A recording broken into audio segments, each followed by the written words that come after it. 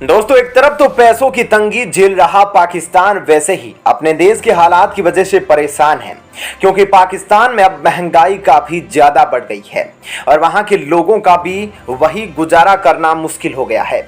ऐसे में उसने रूस से पंगा लेकर एक और बड़ी चुनौती अपने ऊपर ले ली है।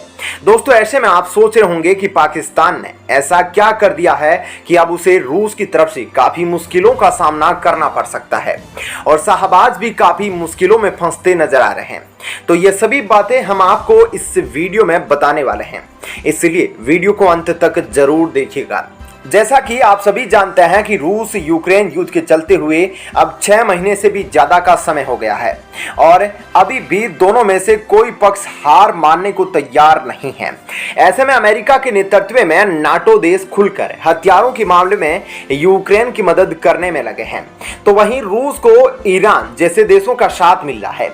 लेकिन इसी बीच सोशल मीडिया पर एक ऐसा वीडियो वायरल हुआ जिसमें यह नजर आ रहा है कि पाकिस्तान में बने तोप के गोले यूक्रेन के सैनिक रूसी सैनिकों पर दाग रहे हैं। इससे पहले भी यह खुलासा हुआ था कि पाकिस्तान कई महीनों से ब्रिटिश मालवाहक वाहनों की मदद से यूक्रेन को हथियार भेज रहा है, लेकिन अब इसके सबूत भी सामने आ गए हैं और इस ताजा खुलासे से पाकिस्तान को बहुत तगड़ा झटका लग सकता है, क्योंकि ऐसा बताया जा रहा है कि वीडियो में जो तोप का गोला दिखाई दे रहा है वह पाकिस्तान ऑर्डिनेंस फैक्ट्री के 122 mm के ऑर्डिनरी गोले हैं और ये गोले अभी कुछ महीने पहले ही बनाए गए हैं, जिनको खासकर रूस यूक्रेन युद्ध को ध्यान में रखते हुए बनाया गया है।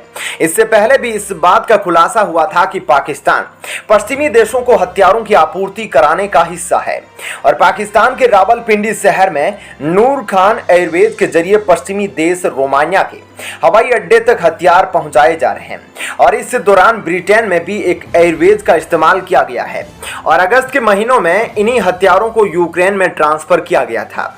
इस दौरान ब्रिटिश के एक ग्लोब मास्टर प्लेन ने भी हर दिन पाकिस्तान एयरवेज से उड़ान भरी थी और इसी उड़ान के जरिए यूक्रेन की सेना को हथियार पहुंचाए गए थे। ऐसे में सवाल यह उठता है कि आखिर पाकिस्तान क्यों यूक्रेन की मदद कर रहा है और रूस जैसे ताकतवर देश से दुश्मनी करने की बेवकूफी कैसे सूझ गई। तो आपको बता दें कि पाकिस्तान और यूक्रेन के काफी गहरे सैन्य संबंध है, इसलिए पाकिस्तान अब चोरी छुपे यूक्रेन के साथ अपनी दोस्ती निभाने की कोशिश कर रहा है, या फिर यूं कहे कि पाकिस्तान यूक्रेन से भीख मांगने के लिए ऐसा ही नया प्लान बना रहा था। लेकिन अब पाकिस्तान की पोल खुल चुकी है, जिसके बाद पाकिस्तान का अंजाम काफी भयंकर होने वाला है और अब देखना यह होगा कि पाकिस्तान के इस कदम को जानने के बाद रूस अब पाकिस्तान के खिलाफ क्या एक्शन लेगा और पुतिन पाकिस्तान पर क्या कहर बरसाएंगे। ऐसे में हम आपको बता देते हैं कि रूस अपने दोस्त और दुश्मन दोनों ही देशों की लिस्ट पहले ही बना चुका है और दोनों ही तरह के देशों के लिए रूस अब अलग अलग तरह की नीति का इस्तेमाल करने वाला है और अब पाकिस्तान ने भी अपनी हरकतों से रूस के दुश्मन देशों की लिस्ट में अपनी जगह बना ली है। अब ऐसे में रूस को जब भी मौका मिलेगा तो वह पाकिस्तान को बर्बाद करने के लिए कोई कसर नहीं छोड़ेगा, क्योंकि वैसे भी रूस और भारत अच्छे दोस्त हैं और पाकिस्तान न सिर्फ उसका बल्कि भारत का भी कट्टर दुश्मन है। ऐसे में अब भारत और रूस मिलकर पाकिस्तान को अच्छा सबक सिखाने वाले हैं। तो दोस्तों, इस खबर के बारे में आपकी क्या राय है, हमें कमेंट करके जरूर बताइएगा। साथ ही वीडियो को ज्यादा से ज्यादा लाइक शेयर जरूर करें। चलिए अब जानते हैं अगली खबर।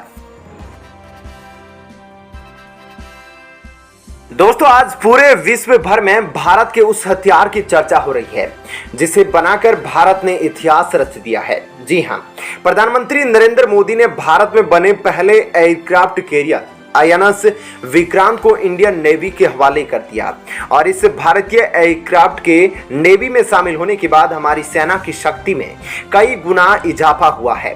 खासकर हिंद महासागर में घुसपैठ का इरादा रखने वाले चीन को रोकने में आईएनएस विक्रांत काफी महत्वपूर्ण भूमिका निभाने वाला है। लेकिन इन सब से बढ़कर सबसे महत्वपूर्ण यह है कि अब पूरी दुनिया ने भारत की शक्ति को मान लिया है, क्योंकि अब तक हथियारों को लेकर दूसरे देशों पर निर्भर रहने वाले भारत ने अपने घर में अपनी टेक्नोलॉजी के साथ विशालकाय एयरक्राफ्ट कैरियर का निर्माण किया है और यही वजह है कि अब भारत के एक बहुत बड़े दोस्त ने उसे एक बड़ा ऑफर दे दिया है। ऐसे में आप सोच रहे होंगे कि आखिर वह देश कौन सा है और उसने भारत को क्या ऑफर दिया है। तो दोस्तों, ये सभी बातें आज हम आपको इस वीडियो में बताने वाले हैं, इसलिए आप वीडियो को अंत तक जरूर देखिएगा और साथ ही कमेंट करके जरूर बताइएगा कि भारत की इस कामयाबी के बारे में आपकी क्या राय है।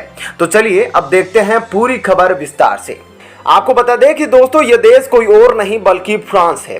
फ्रांस के राजदूत इमैनुअल लेनिन ने न सिर्फ भारत को आईएनएस विक्रांत के लिए बधाई दी, बल्कि उन्होंने भारत को एक खास ऑफर भी दे दिया है। आपको बता दें कि फ्रांस और भारत रणनीतिक पार्टनर है और भारत ने पिछले कुछ सालों से फ्रांस में काफी हथियार खरीदे हैं, जिनमें राफेल भी शामिल है। अब फ्रांस के राजदूत ने भारत को बधाई देते हुए कहा कि भारत को बधाई हो, आईएनएस विक्रांत को कमीशन कर एयरक्राफ्ट निर्माण करने वाले खास देशों के क्लब में शामिल होने के लिए बधाई। इसके साथ ही फ्रांस के राजदूत ने यह भी कहा कि फ्रांस अब इस वक्त का इंतजार कर रहा है कि आईएनएस विक्रांत अब फ्रांसीसी aircraft carrier FR Charles de Gaulle के साथ इंडो पैसिफिक में एक खास एक्शन पर निकले।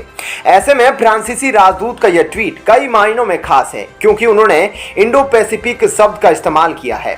और जैसा कि आप सब जानते हैं कि चीन की दखलंदाजी को रोकने के लिए भारत, फ्रांस, ऑस्ट्रेलिया और जापान ने मिलकर क्वाड का निर्माण कर रखा है। तो क्या अब इंडो पैसिफिक में भारत को एक नया साथी मिल गया है? देखा जाए तो भारत के लिए इंडो पैसिफिक काफी ज्यादा महत्वपूर्ण है और इंडो पैसिफिक रीजन में फ्रांस एक ऐसी शक्ति है जिसके भारत और प्रशांत महासागर दोनों क्षेत्र मौजूद है। और इन क्षेत्रों में फ्रांस एक बहुत बड़ी महाशक्ति है जिसके करीब 8000 सैनिक इन क्षेत्रों में तैनात है। वहीं इंडो पैसिफिक रीजन में सामरिक भागीदारी को लेकर फ्रांस भारत को एक प्राकृतिक भागीदार मानता है। लिहाजा इंडो पैसिफिक में फ्रांस और भारत मिलकर एक रणनीतिक साझेदारी के साथ आगे बढ़ सकते हैं और साथ ही चीन को रोकने में एक खास योजना तैयार कर सकते हैं, क्योंकि देखा जाए तो अमेरिका के बाद फ्रांस ही एक ऐसा देश है जिसके साथ भारत ने लॉजिस्टिक बिल पर समझौते के तहत हस्ताक्षर किए हुए हैं और दोनों देशों की नौसेना, वायुसेना और थल सेना नियमित रूप से युद्धाभ्यास भी करती रहती है। ऐसे में भारत अब अपनी नई शक्ति का इस्तेमाल भी इंडो पैसिफिक रीजन में कर सकता है और ऐसा करने पर दुनिया के बाकी देश भी भारत की शक्ति का एहसास कर पाएंगे और भारत को फ्रांस जैसे देश के साथ मिलने के बाद वह इंडो पैसिफिक क्षेत्र में चीन की आवाजाही को पूरी तरह से बंद कर सकता है। और इसके लिए जरूरी है कि भारत अपनी नौसेना की शक्ति में विस्तार लाए और ऐसे में अब यह चीन के लिए बहुत बड़ी चुनौती साबित हो सकता है। ऐसे में दोस्तों, इस खबर के बारे में आपकी क्या राय है, हमें कमेंट करके जरूर बताइएगा। साथ ही वीडियो को ज्यादा से ज्यादा लाइक शेयर जरूर करें।